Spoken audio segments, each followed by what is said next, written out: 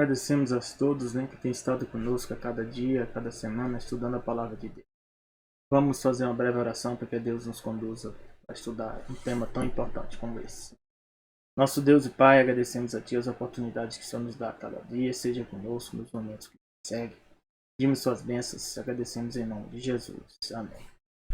O tema, né, fala sobre esperança indestrutível. Esperança, de fato, é algo fundamental para a vida, mesmo das pessoas que conhecem a Deus, como aqueles também que não conhecem a Deus, ou aqueles que não acreditam em Deus. O que move o ser humano, qualquer que seja, para alcançar, para tentar alcançar alguma coisa, é uma esperança, ou seja, é alcançar algo que ele ainda não viu. Isso vem fruto dos sonhos, vem fruto dos pensamentos, né, que a pessoa tem para poder alcançar alguma meta. Então, Romanos 5,5 diz assim: ora, a esperança não nos deixa decepcionados. Então, a esperança, quando é em Deus, nós não vamos ficar decepcionados. Decepcionado é quando você pensa, né, em alcançar algo e você não alcança. Você pode pensar assim, na maior parte das coisas que você tentou alcançar, né, e muitas delas que você não conseguiu, né, e depois você fica com uma certa decepção porque você podia ter buscado outras coisas, né, mas mesmo assim você não desiste. E diz, porque o amor de Deus é derramado em nosso coração pelo Espírito Santo que nos foi dado. Então, quem nos dá a certeza da vitória, quem nos dá a certeza, né, de alcançar a grande meta, que é a vida eterna, ou seja, a grande meta de estarmos na eternidade com Deus, quem nos dá é o Espírito Santo. O Espírito Santo é um dos membros, né, da divindade que Deus nos deu, né, mediante o plano da redenção, para nos dar essa certeza. E aí, como você vai saber que está sendo guiado pelo Espírito Santo? Nós vamos descobrir aqui ao estudar esse tema dessa semana. Romanos 8,24 diz: porque em esperança fomos salvos. Como é que nós somos salvos? Em esperança. Por quê? Nós vamos ter que esperar muitas coisas que nós não estamos vendo acontecer. Muitos relatos proféticos, né, que a gente não está vendo, não está percebendo. Ou está acontecendo e nós não estamos percebendo. Muitos deles estão acontecendo e a gente não está percebendo que está acontecendo. Assim como também no passado. Os que andavam com Jesus, as profecias da Bíblia estavam ocorrendo, né? Jesus falando que estava ocorrendo, e os discípulos, os apóstolos e as pessoas ao redor, muitos não percebiam o que estava acontecendo. Então, hoje também, muitas das profecias estão ocorrendo, né? As coisas estão sendo ditas na TV, ou seja, ou na internet hoje, né? Ou via Facebook, ou WhatsApp, né? E você nem percebe que isso faz parte das profecias. Isso é muito estranho, né? Nós estamos como se estivesse dormindo. Ora, a esperança que se vê não é esperança. Então, a gente tem que ter certeza de que Deus não mente e que Ele cumpre. E cada um dos propósitos dele vão ser alcançados. E diz aqui, porque o que alguém vê, como vai esperar? Então, nós temos que aprender a esperar. De esperar de que forma? Temos que ter cuidado, né? Não é de qualquer forma. Nós temos que esperar. Lamentações 3, 25 e 26 diz assim: bom é o Senhor para os que esperam por Ele. Então, se você aprende a esperar em Deus, esperar em quê? Tem coisas que nós podemos fazer da nossa parte humana. Essas partes Deus não vai fazer por nós. Não vai fazer por você. Né? O esforço seu, humano, você tem que fazer. Agora, a maior parte das coisas, mesmo com o teu esforço, vai depender de Deus. Então, aí você vai ter que aprender a esperar por Ele. E diz aqui, se você aprende a esperar por Ele, o que é? Esperar em Deus é confiar nele. Isso significa esperar em Deus, confiar. Confiar o quê? Você saber que Ele vai cumprir a promessa dele. E ele diz que se você faz isso, Ele é bom para você. Bom é o Senhor. Também para a alma que o busca. Então nós buscamos a Ele, quando nós esperamos nele, nós estamos buscando. Diz aqui, bom é ter esperança. Aguardar em silêncio a salvação do Senhor. Tem horas que a gente não consegue. Ou não vai adiantar nós ficar falando, nós ficarmos, né, reclamando ou até murmurando. Porque algo só vai acontecer quando chegar o momento apropriado que Deus vê que é o momento apropriado. E você vê assim como uma coisa tão séria e muito importante, sabe o que? Essa passagem aqui não sai da minha cabeça. Está lá em Gálatas, que diz assim: Gálatas 4. Quando Jesus veio, diz que chama-se a plenitude dos tempos, né? É muito estranho, sabe por quê? Porque se você estudar a história, quando Jesus veio, foi justamente na época que o povo de Israel estava o quê? Cativo. O povo de Israel estava cativo, submetido ao Império Romano. Quem estava governando o Império Romano? Não existia mais reis em Israel. E aí Deus diz que aqui, lá em Gálatas 4, verso 6, diz que mais vindo a plenitude dos tempos, Deus enviou seu filho nascido de mulher, nascido sob a lei. Olha, plenitude dos tempos. Sabe o que é plenitude? Plenitude é quando alcançou, ou seja, o máximo, aquele momento perfeito. Esse seria o momento perfeito, o momento que Jesus vinha, quando o Império Romano estava governando sobre o povo de Israel. O povo de Israel não foi. E talvez também, se você tivesse naquela época, não fosse. Mas era. O interessante é isso, que era a plenitude dos tempos. Então a plenitude dos tempos não é o que nós pensamos, não. A plenitude dos tempos pode ser Deus vir para você quando você está numa situação mais difícil, né, que você achava, né? Ou quando você já desistiu de lutar, né? E Deus diz, agora é a hora de eu aparecer. Essa é a plenitude para você, meu filho. Por que é plenitude? Porque nós temos que aprender e entender que Deus é quem vai nos dar a salvação. Deus é quem vai vencer por nós, não somos nós. Não quer dizer que nós não vamos lutar. E aqui diz, aguardar em silêncio a salvação do Senhor, muitas vezes é o parte principal. Não é fácil não, vou dizer para você que não é fácil não. Para mim não é fácil. Não é fácil falar para você isso aqui, porque eu não vou dizer que eu aguardo em silêncio. Tem sido difícil, muitas coisas. Mas Deus não mente. Aqui é a verdade. Nós temos que olhar para a verdade e tentar seguir a verdade. Romanos 12:2 diz que nós devemos alegrai-vos na esperança. Ou seja, na esperança, às vezes, é muito difícil a gente se alegrar na esperança, porque a gente está esperando, né? Imagina, o menino pede uma calói, né? E o seu pai diz que vai dar, e passa 1 mês, 2 meses, 3 meses, e o menino fica naquela esperança, né? E daqui a pouco ele já desanima, né? Já desiste e começa a ficar triste, né? Então nós também somos assim, às vezes, com Deus, né? A gente começa a ficar triste, porque passa 1 ano, 2 anos, 3 anos, né? Você está orando por aquela pessoa, a pessoa não se converte, né? Você está orando por aquela bênção, essa bênção não vem. Você está orando por aquele dinheiro a mais que você pensava para, né, reformar sua casa ou fazer qualquer coisa, né? Reformar, trocar de carro, né? Ou fazer aquela cirurgia. E esse dinheiro não vem, né? Vem a pandemia, você perde o emprego, você, né? Em vez de ganhar mais, né? Você vai demitido, ou seja, você vai dizer que esperando você vai estar alegre. Eu não posso dizer que não.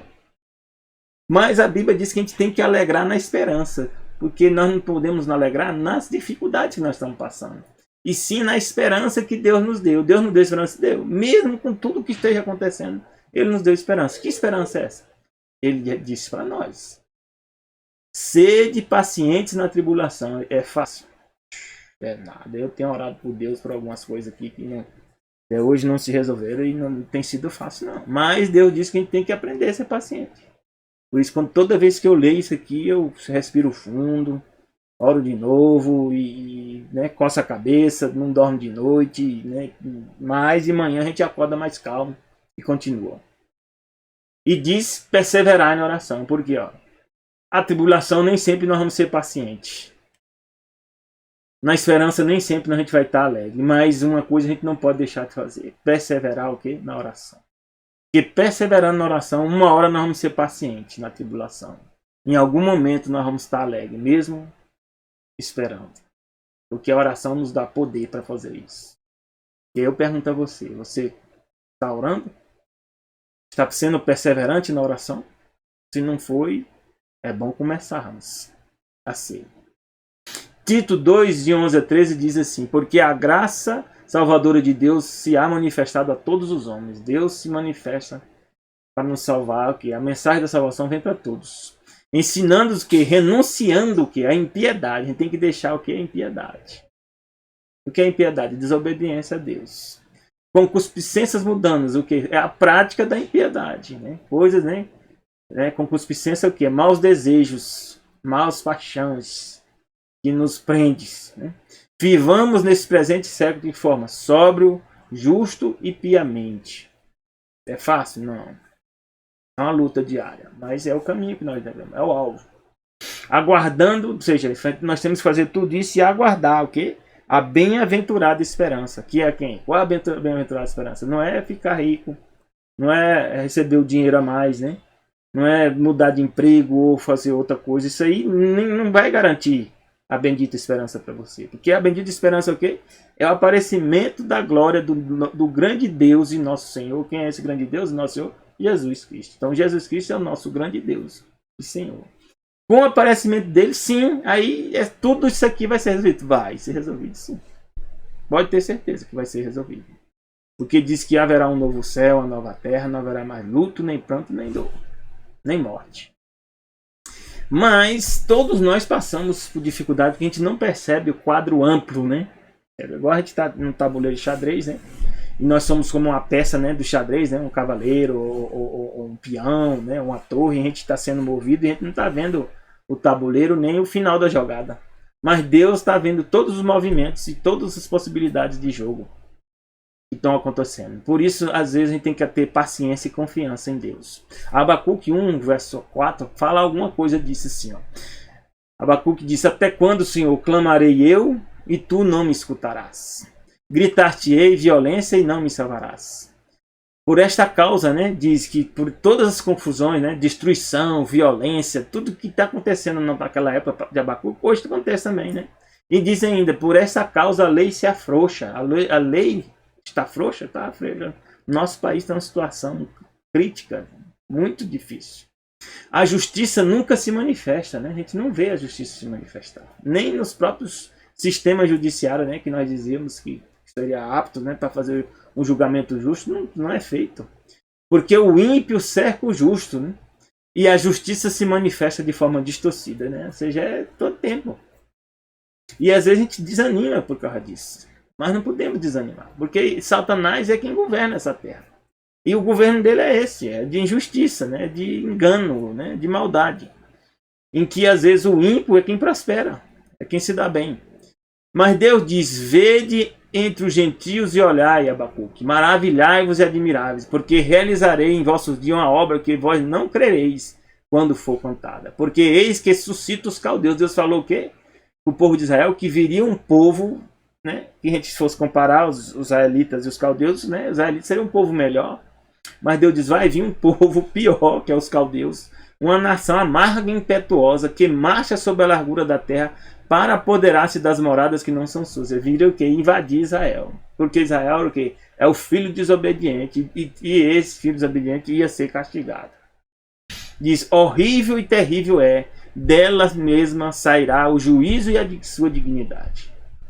Às vezes Deus permite, quando a gente é desobediente, continua se afastando de Deus, sabe o quê? Vem um ímpio pior do que a gente e nos castiga e coloca a gente em dificuldade, né?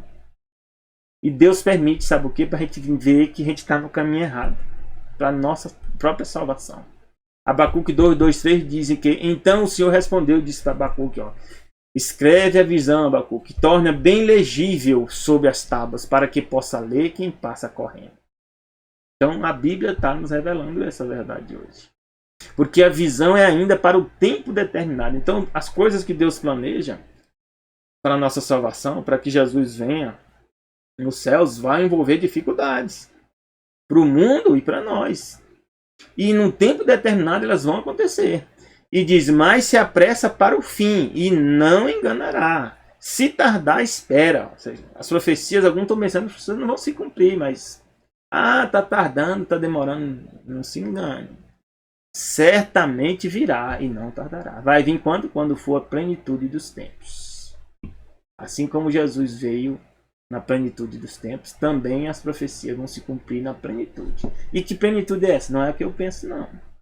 E aí vem um questionamento, né, que eu trago aqui, que eu vivo me questionando, aqui é uma visão, né, que Ezequiel viu, né, ou Isaías, né, que viu Deus no trono. Foi Isaías que viu Deus no trono. E os anjos, né, não é Ezequiel. Os anjos, né, e essas rodas girando. Ele não entendeu nada, ainda hoje também nós não entendemos mesmo, né, na Bíblia. Mas aqui tem um questionamento, né, que o Clifford Goldstein, né, faz, que eu resolvi trazer para nós aqui esse questionamento. É uma publicação que ele fez na revista Diálogo Universitário, né, de 2004, e diz assim o título: Pode a realidade ser entendida sem Deus? O que é a realidade? É o que nós vemos. Diz aqui: se tão somente um ser, alguma mente divina pudesse ver todas as coisas a partir de todas as perspectivas possíveis, imagine, todas as coisas, de todas as possibilidades e perspectivas possíveis e todas as possíveis posições ao mesmo tempo. Existe esse ser? Tem. Quem é Jesus? Ele consegue ver tudo. É como se o tempo não existisse. É como se todas as possibilidades, né, ele já consegue visualizar todas elas antes que aconteça. E como ele consegue fazer isso, porque é algo inerente à sua divindade, ser onisciente, onipresente e onipotente, ele fala em Isaías 46, 9 e 10 assim: lembrai-vos das coisas passadas, desde a antiguidade. Então ele quer que a gente lembre onde? Nas Escrituras. Como é que nós vamos lembrar? Lendo as Escrituras. Lembrai o quê? Que eu sou Deus. Então existe um Deus. Existe Deus. Ele é Deus. Não há outro Deus. Não há outro semelhante a ele. Quem é esse Deus? Yahvé. O nome dele é Yahvé. Quem é esse Deus Yahvé? É aquele que anuncia o fim desde o princípio. Por que ele anuncia o fim desde o princípio? Porque ele conhece o quê? Todas as perspectivas possíveis, todas as posições possíveis ao mesmo tempo, né? E ele conhece todas as coisas antes que elas ocorram. É por isso que ele pode o quê? Anunciar o fim desde o princípio. E desde a antiguidade as coisas que ainda não sucederam. Então ele sabe nas infinitas possibilidades de escolhas que nós poderíamos fazer, ele sabe qual a gente vai escolher fazer. E tem mais, ele coloca o Espírito Santo para nos guiar para a melhor escolha, mas ele sabe que alguns vão escolher o caminho que sem obedecer ao Espírito Santo e outros vão escolher obedecendo ao Espírito Santo. Ele já sabe. Mas não é porque ele já sabe que nós vamos escolher tal escolha que ele não envia o Espírito Santo para nos guiar na escolha correta. Tá entendendo? O pai não planeja que o filho seja bandido. A gente quer que nosso filho seja o quê? Siga o caminho e a gente vai fazer o melhor possível. Né? Mas pode ocorrer que seu filho escolha o caminho errado. Não por isso eu vou deixar de fazer a minha parte como pai. Ou minha esposa como mãe. É o que Deus faz por nós. Eu dou só um vislumbre. Então ele anuncia essas coisas, né? E diz: o meu conselho será firme. E ele vai fazer o quê? Toda a vontade dele. Ou seja, mesmo você escolhendo o caminho errado, o plano da redenção vai ser impedido? Não vai. Quem aceitar o plano da salvação vai ser salvo. O que vai acontecer é que você não vai. Infelizmente. Então, a minha escolha, ela tem impacto? Tem, mas ela não vai atrapalhar e impedir o plano da redenção, que é o plano que Deus traçou. E ele sabe que a escolha de cada um vai ser feita. Mas ele vai buscar que você faça a melhor escolha, que é o quê? De ir para o céu. E você não vai poder dizer no futuro que ele não tentou te conduzir para a salvação. Ele vai mostrar para ti que ele tentou te conduzir para a salvação. É por isso que talvez você esteja aqui comigo nesse momento, estudando a Bíblia. Talvez essa é a oportunidade, mais oportunidade que ele está te dando a você e também a mim. E aqui Jó 2, 3, 6 diz: quem é esse Yahvé? Quem é esse nosso pai? Por que ele faz isso? Sabe por quê? Porque existe um ser que enganou Eva. Eva come o fruto, dá para Adão. Adão resolve o que? Amar mais a Eva do que a Deus, come do fruto. E ao comer do fruto, passou o governo da terra para quem? Para Satanás. E nossa terra passou a ser o quê? Um lugar de escravidão. Nós não somos livres. Nós vivemos no Matrix. É por isso que quando vi o filme do Matrix, eu nunca esqueço. Quando eu vi a primeira vez, eu entendi que eu estava dentro do Matrix. E quem governava aquele Matrix, quem é? Satanás. E a coisa é tão completa que você não percebe. Se Deus não vier, você não sai do Matrix. Você não consegue sair do Matrix. Se o Espírito Santo não viesse, nós não saímos. Então, de Satanás, quando ele passou a governar a terra, até Jesus morrer na cruz, Satanás era o representante da terra. E, portanto, como ele é representante da terra, como príncipe ou governante, ele ia para o céu representar nós, imagine. E só ia lá falar mal da gente. e nos tentava e ainda depois dizia, ó, ele caiu, ó. Ele caiu, aquele teu filho ali caiu. É por isso que aqui conta a história de Jó, que Deus chegou para Satanás, né? Satanás vem como representante da terra, e Deus sabia que Satanás já estava de olho em Jó. E aí Deus diz o quê? Observasse meu servo Jó. Deus já sabe também o que Satanás pensa. Deus não guia Satanás nas más escolhas dele, mas Deus sabe o que Satanás pensa. E Deus, né, em função disso, Deus fez essa pergunta: observasse meu servo Jó? Porque ninguém há na terra semelhante a Jó, homem íntegro e reto, temente a Deus, né, que se desvia do mal. Aí Satanás chega e diz o quê? Então Satanás respondeu e disse, né, pele por pele, tudo quanto o homem tem dará pela sua vida. Né? Por que ele faz isso? Porque ele já tinha tentado muita gente, quando passa por sofrimento, nega a Deus. E diz aqui, porém, estende tua mão, toca-lhe nos ossos e na carne, e verás que se não blasfema contra ti na tua face. É isso que acontece, é isso mesmo. A maioria de nós fazemos isso. Quando vem a prova, quando vem o desespero, vem o desânimo, vem a crise, a gente diz que Deus é que é culpado. A gente põe logo culpa em Deus, né? Isso é terrível. E Deus é o único inocente de todo esse processo. Deus não escolheu por Eva que a gente caísse. Deus não fez isso. Deus escolheu nos criar o quê? A fazer ele a nós a imagem e semelhança dele. Viver uma vida eterna. E disse o Senhor a Satanás, eis que ele está na tua mão. E diz, mas alguns dizem, por que Deus está dizendo aqui que a Jó está na mão dele? Não foi Deus que colocou Jó na mão de Satanás, não. Quem foi que colocou Jó na mão de Satanás? Adão e Eva. Quando Adão e Eva passaram o governo da terra para Satanás, todos nós estamos submetidos aqui a Satanás. E Satanás pode nos tentar? Pode, porque ele governa a terra. É por isso que nós passamos sofrimento e tentação a cada instante. Tanto quem segue a Deus como quem não segue a Deus. Agora Satanás, quem não segue a Deus, ele engana para que a pessoa pense que está bem. Para que ele não exista. Mas nós que já entendemos que Satanás existe, aí ele vai bater na gente com força.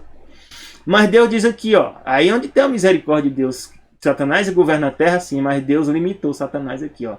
Porém, ele está na tua mão, porque Adão e Eva deram isso, esse direito a ti, Satanás.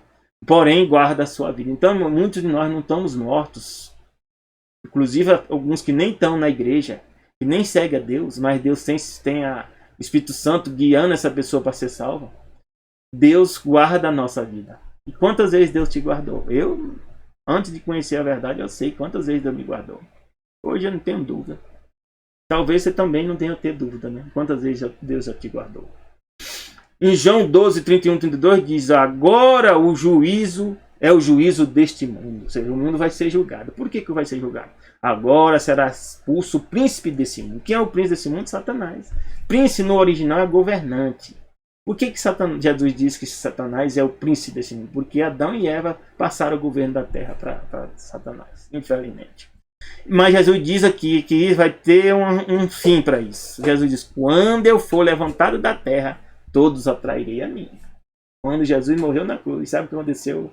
Quando Jesus falou, meus irmãos, está consumado, sabe o que aconteceu? A partir daquele momento, Jesus tomou o governo da terra da mão de Satanás. Passou a ser nosso representante no céu. Amém, aleluia. Jesus, a Bíblia diz que é o segundo Adão, meus irmãos. Por isso que nós temos esperança. Nós temos que ficar tristes, não. Nós temos agora esperança. Quem está perante o Pai não é mais o nosso acusador. É o nosso Pai. E ele tornou-se também nosso irmão. Ele tornou-se o segundo Adão. E ele também é nosso Salvador. Colossenses 1, 12 e 14 diz, dando graças ao Pai, que nos fez idôneos para participar da herança dos santos. Deus fez isso por ti e por mim. O que ele fez? Deus não deixou o governo da terra na mão de Satanás. O qual nos tirou da potestade das trevas. Nos tirou por quê? Porque foi luta. Jesus veio para lutar contra Satanás. Nos transportou para o reino do Filho do seu amor. Amém. Em quem temos agora o quê? Redenção pelo seu sangue, meu irmão. Minha irmã. A saber, a remissão dos pecados. Essa é a grande história que nós temos que contar para as pessoas que não conhecem a verdade. Nós estamos no Matrix, mas Jesus veio nos tirar do Matrix. Você quer sair do Matrix? Deus veio te tirar do Matrix. Só há um caminho, é o Evangelho à Terra. E aqui diz Apocalipse 12, 10, ó, o resumo do que eu falei para vocês até aqui. Ouvi uma grande voz no céu que dizia: agora é chegada a salvação, e a força e o reino do nosso Deus. O que aconteceu? O poder do seu Cristo, porque já o acusador de nossos irmãos é derrubado. Foi derrubado quando Jesus morre na cruz. Aí Jesus diz: agora eu vou ao Pai. Depois Jesus vai para o Pai, confirma o reino e ele volta. E depois acontece o Pentecoste. O que Jesus fez? Derrubou o acusador dos nossos irmãos, o qual diante do nosso Deus nos acusava o quê? De dia e noite. Louvado seja nosso Senhor Jesus Cristo, pelo amor que tem por mim e por ti, por nos dar uma nova chance. Então, Jó, assim como nós, às vezes não estamos entendendo nada do que está acontecendo, ficamos culpando a Deus. E Jó, quando entendeu essas verdades, Jó respondeu a Yahvé: eu bem sei que tudo tu podes e que nenhum dos teus propósitos pode ser impedido. E quem é este que sem conhecimento encobre o conselho? Às vezes a gente, né, não tem conhecimento e quer dizer que a Bíblia está errada, que Deus mandou matar ali, Deus é mau, né? Deus disse, mandou fazer isso, Deus é cruel, né? A gente pensa, né, e sabe o que é cruel, o que é mau, né? Nós somos maus, nós somos cruéis. Deus é quem tem misericórdia, não somos nós. Por isso, Jó diz: relatei o que não entendia, coisas que para mim inescrutáveis que eu não entendia. Por isso que aqui, ó, João 8,36 é o resumo do estudo dessa semana. Se pois o Filho, ou seja, Jesus, vos libertar, verdadeiramente sereis livres. Você quer ser livre? Se você quer ser livre, levanta a tua mão aí, onde você estiver, nesse momento. Diz: eu quero ser livre. Eu estou levantando a minha aqui, eu quero ser livre. Tem coisa ainda que Deus, que eu não estou livre ainda. Mas eu estou dizendo aqui para Deus: ó, quero ser livre. Olha a minha mão aqui. Que Deus te abençoe na tua escolha. Porque quando tu disser que quer ser livre, mesmo em pensamento, Jesus vai saber. Jesus vai te libertar. Vai ser uma luta? Vai. É uma luta. Porque para ser livre, Satanás não vai deixar fácil, não. Mas, depois de tomar essa decisão, a gente tem que aprender, sabe o quê? Não andei, pois, inquietos, que comeremos ou beberemos, com que vestiremos, porque todas as coisas que a gente procura, aqueles que não conhecem a Deus. E a gente pensa que o mundo é uma guerra, e aí eu tenho que passar por cima do outro, né? Mas esse não é o plano original de Deus, não. O plano original de Deus é que tivesse alimento para todos. Que todos tivessem terra, não precisasse invadir a terra dos outros, nem cobiçar as coisas dos outros, nem a mulher dos outros, né? Como hoje o socialismo busca que as pessoas, né, cobice e tome a força.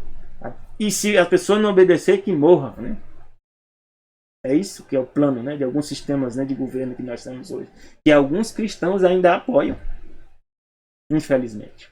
De certo, vosso Pai Celestial sabe bem que necessitar de todas essas coisas. O que nós temos que fazer? Buscar primeiro, meu irmão, o reino de Deus e a sua justiça, e todas essas coisas vão ser o quê? Acrescentadas.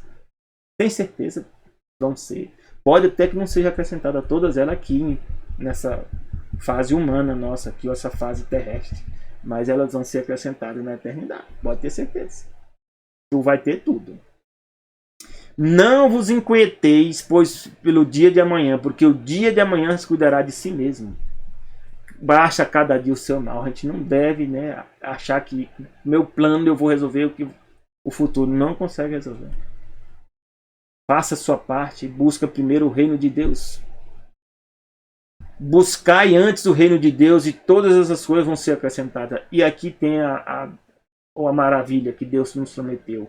Não temais, Jesus disse, ó pequeno rebanho, porque o vosso Pai agradou dar-vos o quê? O reino. Que reino? O reino da glória.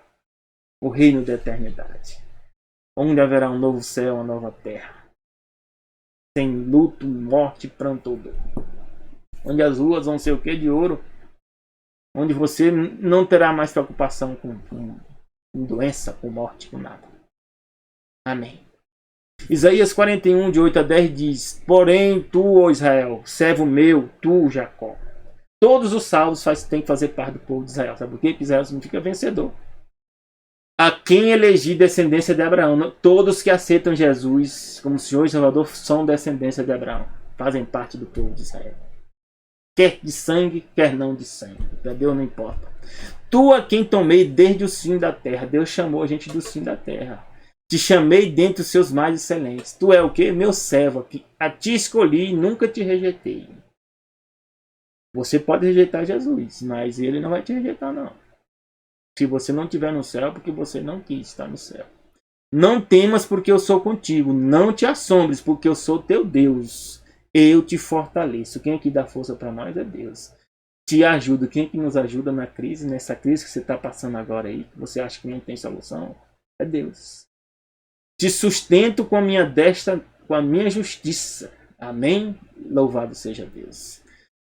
Isaías 43, aqui, verso 5 e 7, diz: não temas, porque eu sou contigo novamente. Trarei a tua descendência, né? Quem é a descendência de Israel? Desde o Oriente, te ajuntarei desde o Ocidente. Nós estamos sendo juntados. Eu faço parte dessa descendência. Direi ao norte, ao sul, não retenhas. Trazei meus filhos de longe, minhas filhas das extremidades da terra. Todos os salvos Deus vai trazer, não importa onde esteja. A todos que são chamados pelo meu nome. Como é que nós somos chamados pelo nome? Todo aquele que aceita Jesus como Senhor e Salvador. Nós fazemos parte agora do nome de Deus. Nós podemos invocar o nome dele, que é o que? Yahvé. E mais pessoal, como Jesus diz, Pai. E também a Jesus, é o nome dele humano. Nós podemos chamar Deus, nosso Pai.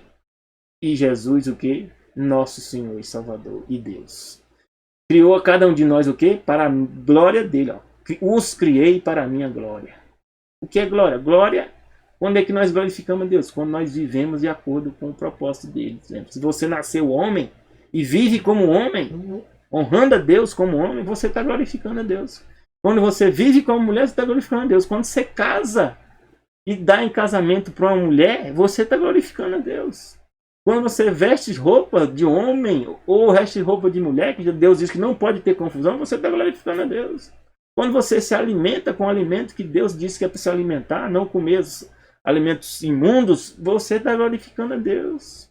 Quando você trabalha honestamente, dá o dízimo, dá a oferta, vai à igreja, prega o evangelho, ajuda as pessoas, você está dando glória a Deus. Isso que significa dar glória a Deus, fazer a vontade dele. Eu os formei e também os fiz.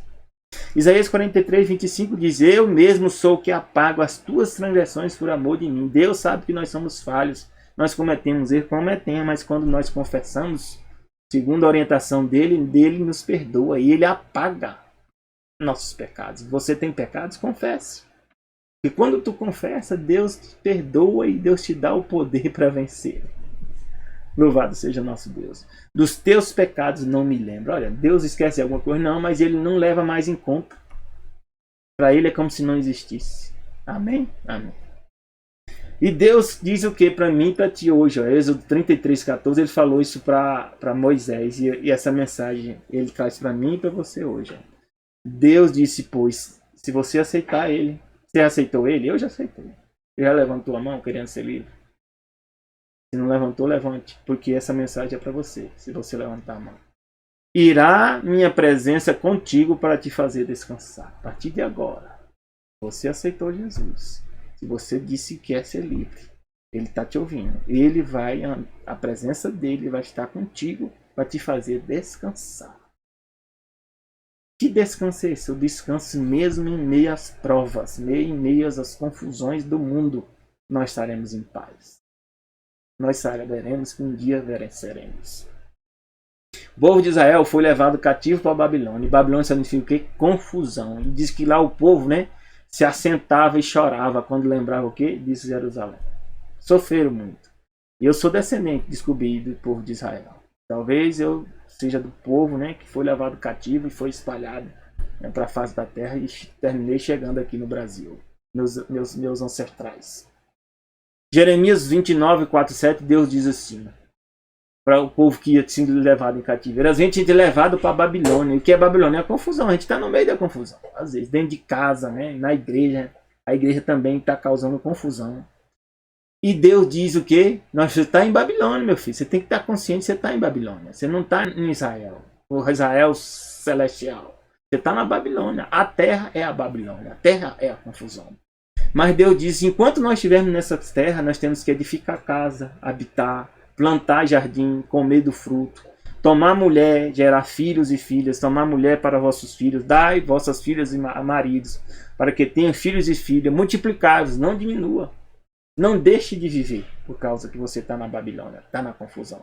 Procurai a paz da cidade, busque a paz da cidade o máximo possível. Mesmo nos sistemas de governo corrupto que nós vivemos, busque a paz. Porque nós estamos em cativeiro.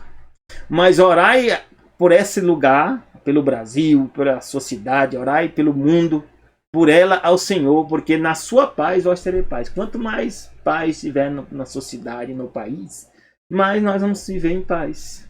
Ore pelos governantes. Sabe por quê? Apocalipse 18:2, Deus diz que um dia ele vai dizer que nós temos que sair da Babilônia. Sabe por quê? Porque uma hora Satanás vai passar a governar toda a terra, a ponto de que ele vai dominar todos os governos do mundo.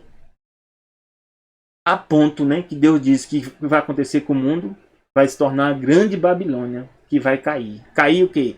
Tornar-se morada de demônios. Os demônios vão controlar as cidades, controlar os sistemas de governo, vão controlar tudo.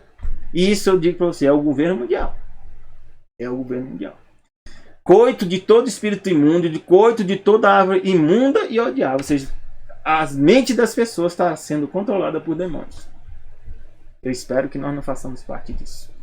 Por isso que Deus diz que a gente tem que sair do meio disso aí. Por isso, Deus o quê? Deus tem planos melhores para nós. Pensamentos, né, que Deus tem para nós. Que nós busquemos a Ele, né? E encontre Ele quando a gente buscar Ele de todo o nosso coração. Você está decidido a fazer isso? Buscar a Deus de todo o seu coração? Sabe por que nós temos que fazer isso? Porque o fim se aproxima. Deus falou que as mensagens finais seriam essas, antes de Jesus voltar. Temei a Deus e dai glória. É hora de temer a Deus e dar glória. Porque é vinda a hora do quê? Do juízo, julgamento de todo mundo. Adorai aquele que fez o céu, a terra, o mar e as fontes das águas. Se você ler Êxodo 20, verso 8, vai explicar em diante quem é esse Deus que fez as fontes do mar e as fontes das águas. Lá no Êxodo 28 está explicado. E você deve guardar o sábado, porque Deus é quem fez o céu, o mar e a fonte das águas. Êxodo 20, verso 8. Leia lá. Apocalipse 14:8 diz assim: Caiu a Babilônia, aquela grande cidade que a todas as nações deu de beber o vinho da sua fornicação. Então, uma hora Satanás vai governar o mundo todo. E vai se tornar o quê? Uma grande confusão. E vai cair. E Deus falou o quê? Se alguém adorar a besta. Aí quem é a besta é o representante direto de Satanás, que vai estar o quê? Governando o mundo. É a besta. E é conhecida porque a Bíblia fala que é o homem do pecado. É alguém que era religioso, mas ensinou as pessoas a desobedecer a Deus. A Bíblia mostra lá em Daniel 7:25, né, que esse poder ia tentar o quê? Mudar os tempos e a lei de Deus. Quem fez isso? O Vaticano. O poder vaticano mudou o dia do quarto mandamento. Eu fui católico e estudei. Não existia quarto mandamento na catequese. Tirou o segundo, né, que é não adorar a imagem, né, retirou esse aí e pegou o 10º e dividiu em 2. Deus chama esse poder a besta. Por que é a besta? Porque é alguém que quer controlar o mundo, mas é controlado por Satanás de fato. E esse poder, né, junto com a sua imagem, né, quem vai ser a imagem da besta aqui? O protestantismo. Os protestantes se unirão com o Vaticano, se unirão com o papado e vai tentar impor às pessoas receber um sinal na testa ou na mão.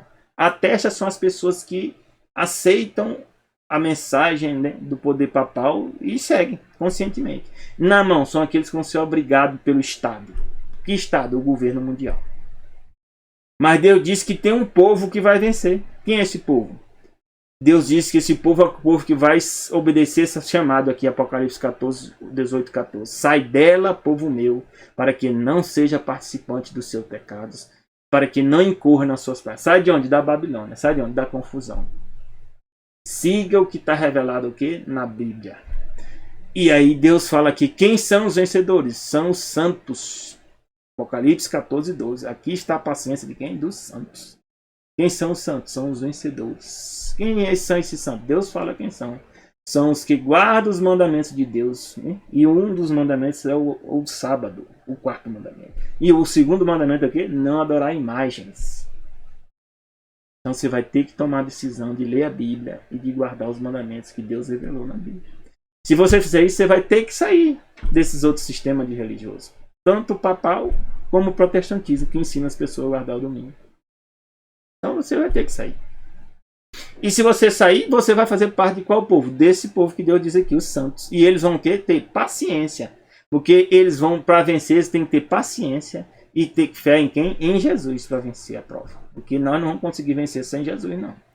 Aqui diz que nós não podemos trabalhar para agradar homens que irão empregar sua influência para reprimir a liberdade religiosa. E nós estamos vendo aí que tem candidatos dizendo que vai colocar os pastores, né, colocar os padres, né, no seu devido lugar. Ou seja, o que é colocar seu devido lugar? É impedir, né, que eu traga essa mensagem aqui para vocês. Um dia, essa mensagem do YouTube aqui vai ser fechada. Se você permitir que eleger pessoas que têm esse poder, eles vão fazer isso. E já estão dizendo que vão fazer. A China já faz isso. A China coloca o quê?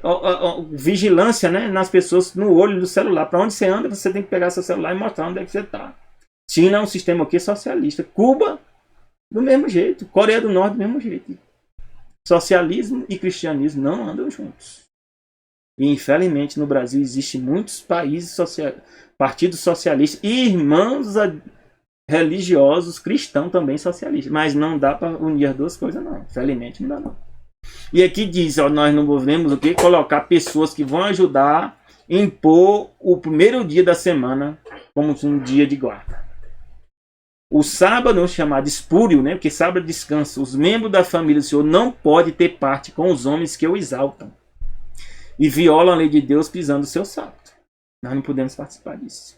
O povo de Deus não deve votar para colocar tais homens nesses cargos, pois assim fazendo são participantes dos pecados que eles cometem enquanto estão investidos nesse cargo. Aí nós vamos fazer o papel de Judas.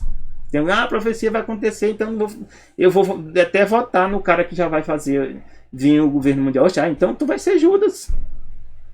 Você vai fazer o mesmo papel de Judas, beijar, né, no rosto de Jesus e entregar Jesus. Entregar os irmãos. Você vai fazer parte disso. Então, infelizmente, você não vai estar no céu, não. Judas não foi para o céu. Infelizmente, não foi para o céu. Pedro foi, porque Pedro se arrependeu. Nunca houve maior necessidade de fiéis advertências, reprovações e um tratamento íntimo e direto que nesse tempo. Por isso que eu estou trazendo essa mensagem aqui, é séria. Satanás desceu com grande poder, sabendo que tem pouco tempo. E eu também sei que ele sabe que tem pouco tempo. Ele está inundando o mundo com fábulas agradáveis. Ele está enganando as pessoas pensando que as coisas não vão acontecer. O povo de Deus gosta que se lhe fale coisas lisonjeiras. Ou seja, fale coisa, não, você vai para o céu sem nem ser perseguido. Vai para o céu sem nem ter que se preocupar com nada. Isso é uma mentira. É um engano. Deus não mente. O pecado e a iniquidade não são detestados. Nós temos que aprender a detestar o pecado e a iniquidade. O que é iniquidade? Transgressão da lei de Deus. Foi-me mostrado que o povo de Deus precisa fazer esforços mais firmes e resolutos para repelir a escuridão que está tomando o campo. E está mesmo, inclusive da igreja. Então Deus diz o que? Filho meu, não desprezes a correção do Senhor. Deus açoita qualquer que recebe por filho. Você está sofrendo e vai sofrer. Até que você aprenda a obedecer a Deus. Porque Deus diz aqui, Deus os trata como filho. Porque que filho há que o pai não corrija? Mas se você está sem disciplina, você mesmo desobedecendo, não está acontecendo nada com você, diz aqui, você é o que? Bastardo, não é filho. O Espírito Santo não está, infelizmente, te guiando. Não. O Espírito Santo só vem para quem obedece a Deus mesmo. Toda a escritura é divinamente inspirada, proveitosa para ensinar, para corrigir, para instruir no caminho da justiça, para que o homem de Deus seja o que? Perfeito, instruído para fazer o que? A boa obra. O que é a boa obra? Obedecer a Deus. Deus diz para mim e para você hoje, conheço as tuas obras, que nem frio nem quente. Às vezes a gente está na igreja, né? Nem frio e nem quente. Faz as coisas do mundo e faz as coisas da igreja, né? Ou você nem está na igreja, né? Já está no mundo mesmo, né? E está tranquilo, né? Quem dera fosse frio ou quente. Assim porque és morno. O que acontece ser morno? O morno é o que está dormindo. Não é frio nem quente. Deus vai o quê? Vomitar-te-ei da minha boca. Uma hora você vai abandonar a igreja. Uma hora você vai abandonar a fé. Uma hora você vai negar Jesus. É o que vai acontecer. Se você já não está negando. Por isso que Deus diz o quê? Repreende e castiga a todos quanto amo. Sê, pois, zeloso e arrepende. O que é arrepender? Não é chorar, não. Não é chorar, faz parte, faz. É tomar firme decisão de mudar de rumo. Isso é arrependimento para Deus. É mudar de rumo. Caminhar uma nova direção. Eis que estou à porta e bato. Se alguém ouvir a minha voz e abrir a sua porta, ou seja, de seu coração, entrarei em sua casa e serei com ele e ele comigo. Você quer cear com Jesus? Só tem um meio. Toma a decisão agora de ser livre e de obedecer o que está escrito na palavra de Deus. E Deus te abençoe na tua decisão. Deus te dê um bom fim de semana. Já deseja-te um feliz sábado que começa quando? Pôr do sol da sexta ao pôr do sol do sábado. Graça e paz de Deus para ti e para teus familiares. Amém.